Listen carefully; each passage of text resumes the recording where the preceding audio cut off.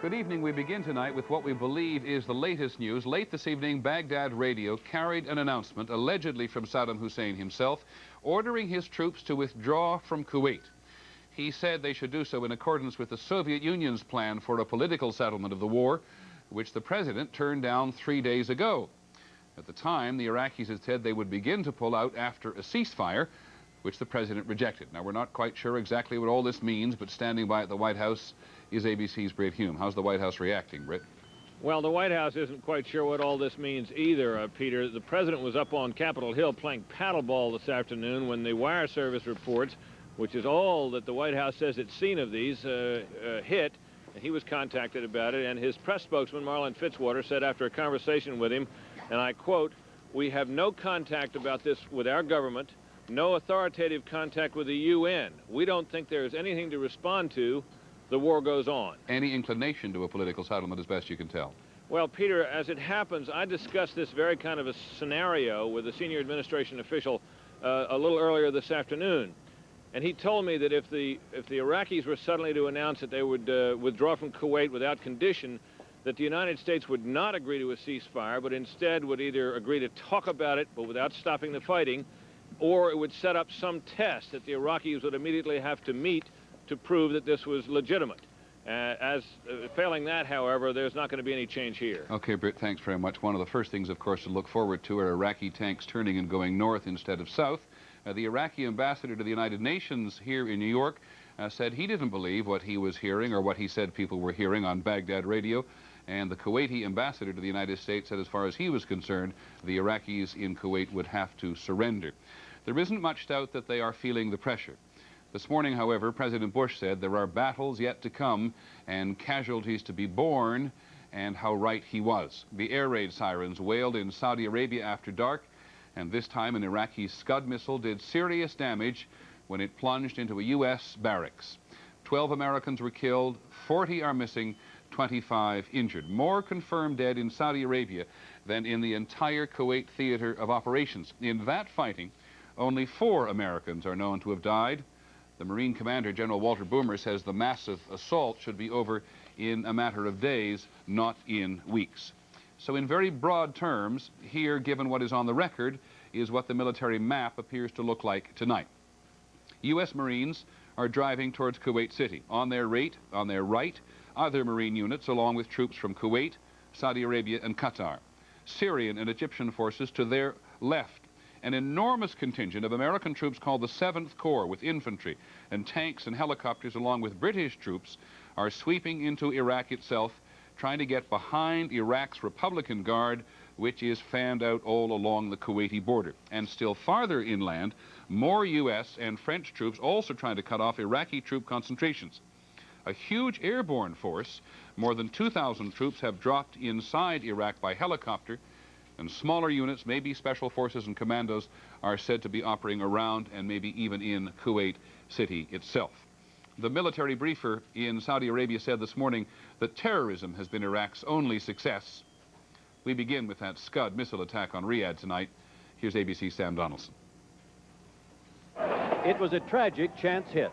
A portion of a Scud missile, most probably the warhead, crashed directly into a 2-story building housing American service personnel.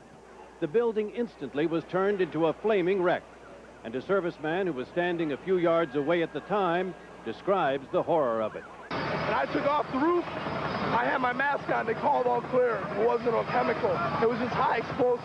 As you can see, it's total. The whole thing's gone. Ambulances immediately converged on the scene, followed closely by medical evacuation helicopters. Wounded were treated on the spot by medical personnel. The injured taken to nearby hospitals quickly, some even transported by a civilian bus. Outsiders were kept from the compound, but picked up information along the way. I saw a guy covered in blood up there who had pulled 4 people out. What was the condition of the people he pulled out? He said they were dead. And how did it happen that the Scud hit at all? Shortly after 8:30 in the evening, air raid sirens sounded over the Dhahran-Khobar area. An amateur photographer and his wife rushed outside. Watch what he caught on his videotape. Here we go, Linda. It's coming down.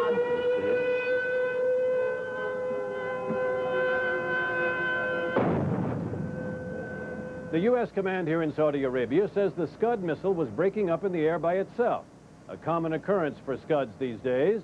Therefore, no Patriot missiles were fired to intercept it. The command says it was scattered debris that fell over the area.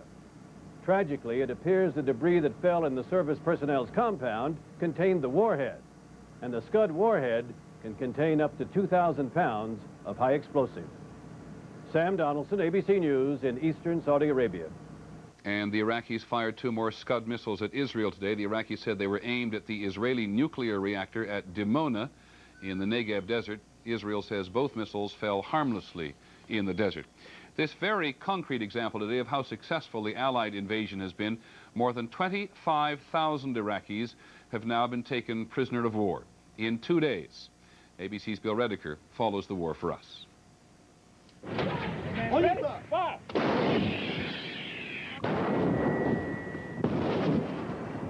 As they pushed deeper into Iraqi territory today, the troops reported meeting increased opposition.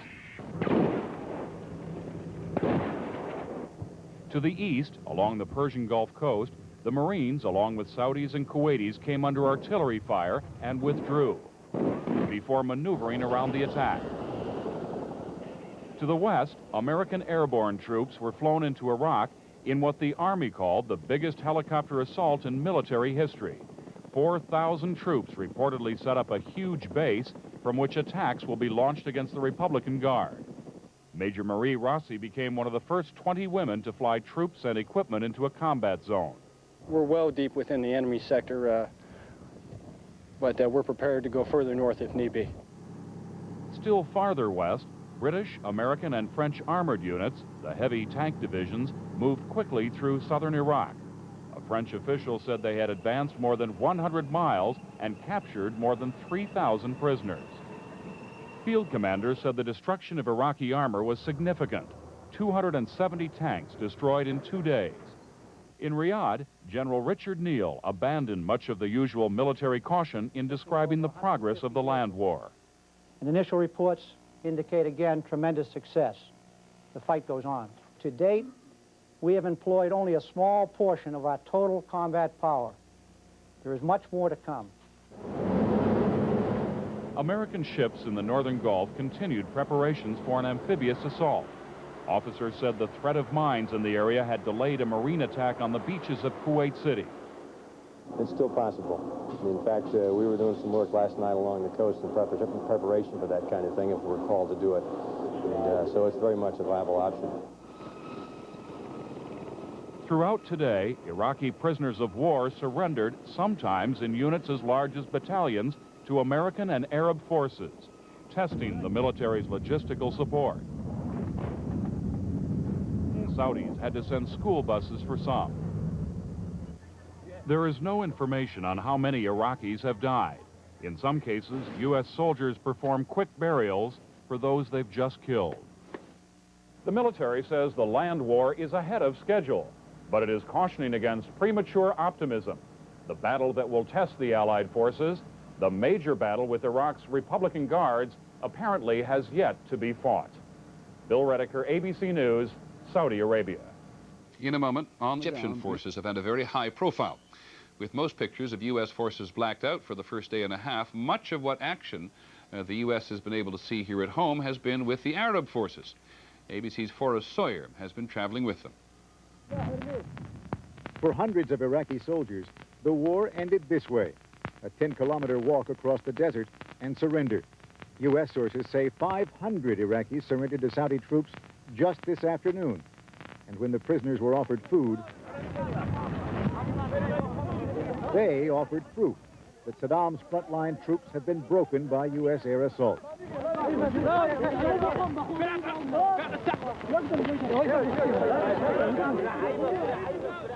But it is not the shortage of food and water that drove this lieutenant colonel to join his men in giving up.